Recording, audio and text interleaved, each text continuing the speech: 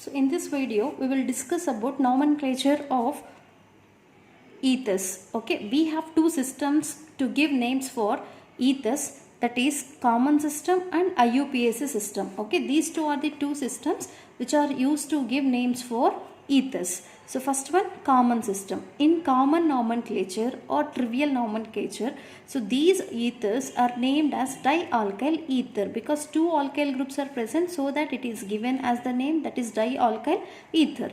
Okay, if two same alkyl groups are present, then directly we can write its name as dialkyl ether. If two different alkyl groups are present, then we want to represent the alkyl group name according to alphabetical order. Both the alkyl groups names we have to mention, but that must be according to alphabetical order. Okay. So next, in the case of Iupac system, so these ethers are named as Alcoxy Alkene. That means one alkyl group should be named by adding oxygen, and another alkyl group should be taken as a parent chain. So it is named as Alcoxy Alkene. Now we'll see few examples for these common names and Iupac names of ethers. So first I am taking two alkyl groups as methyl groups, that is CH3O CH3. Here two methyl groups attached to oxygen atom. Okay, these two methyl has to be written as dimethyl. Two methyls are present, dimethyl ether. It is named as dimethyl ether according to common system. Now according to Iupac system, one of the methyl group should be added to oxygen if it is added to oxygen, because both the alkyl groups are containing same number of carbon atoms. If this carbon is added to oxygen, only one carbon is adding, so in the place of alk we have to take meth. Okay, methoxymethane. It is named as methoxymethane.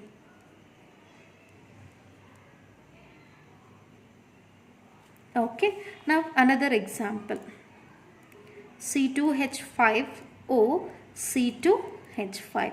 So here two ethyl groups attached to oxygen. So in the place of alkyl, ethyl we have to write. Then it has to be diethyl ether according to common system. Okay. Next, according to Iupac system, one ethyl group should be added to oxygen, that has to be taken as alkoxy. So it becomes ethoxy. Okay, ethoxy ethane is the Iupac name. So next, third one, that is CH3O C2H5. Okay, two different types of alkyl groups are attached here.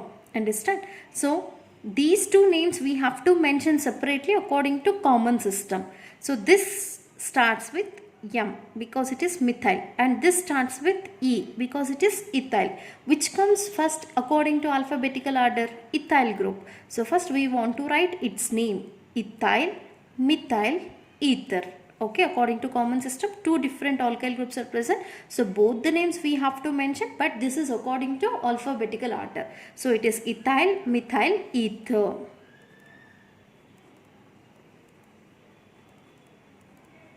Okay, but according to Iupac system, we have to take any one of the carbon along with the oxygen which is containing lowest number. Now this is with only one carbon, it is with two carbons. So this is containing minimum carbons. So it has to be taken as alkoxy attached to alkane. This is which alkoxy? Methoxy attached to ethane. So its name is methoxy ethane.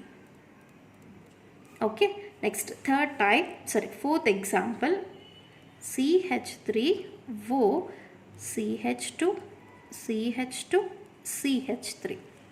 Okay, two different alkyl groups are attached. One is methyl, other one is propyl. Why it is propyl? Three carbons are present. Which comes first? M. So it is methyl N-propyl ether. Methyl. Why N-propyl? Because all the carbons present in normal chain. So it is normal propyl ether.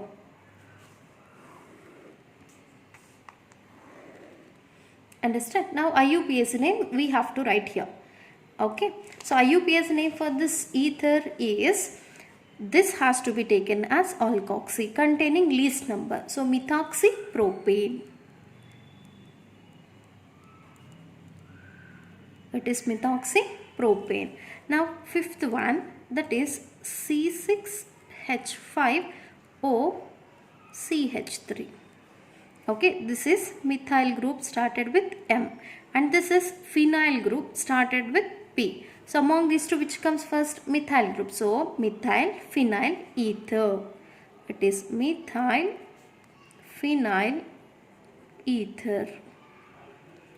Okay, now we want to write its IUPAC name.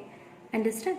So the carbon which is containing maximum number should be taken as a parent chain, with minimum number should be taken as alkoxy. So this is with only one carbon, that has to be taken as alkoxy. Which alkyl? Methyl. So methoxybenzene. Its name methoxybenzene. Here why we have to take benzene instead of phenyl?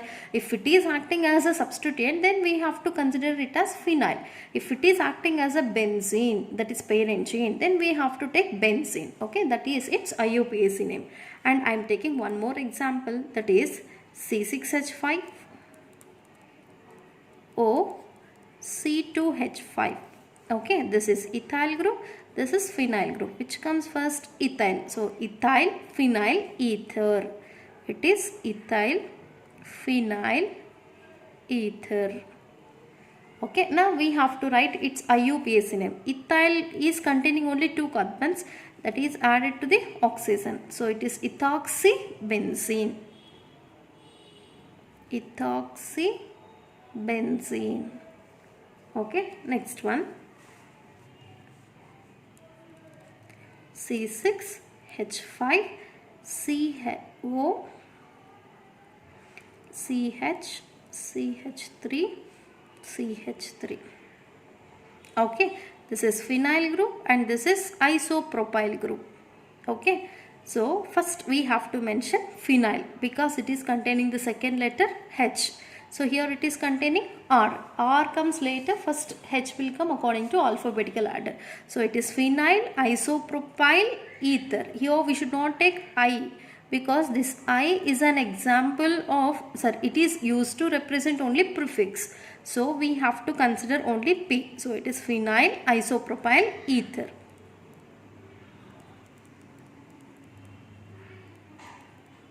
Okay, now we want to write IUPAC name. Okay, see, to the second carbon, okay, this is becoming which compound? So alkoxy compound. Okay, it is becoming alkoxy compound. So it is named as propoxybenzene.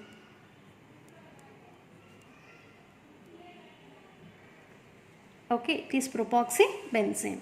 And next one,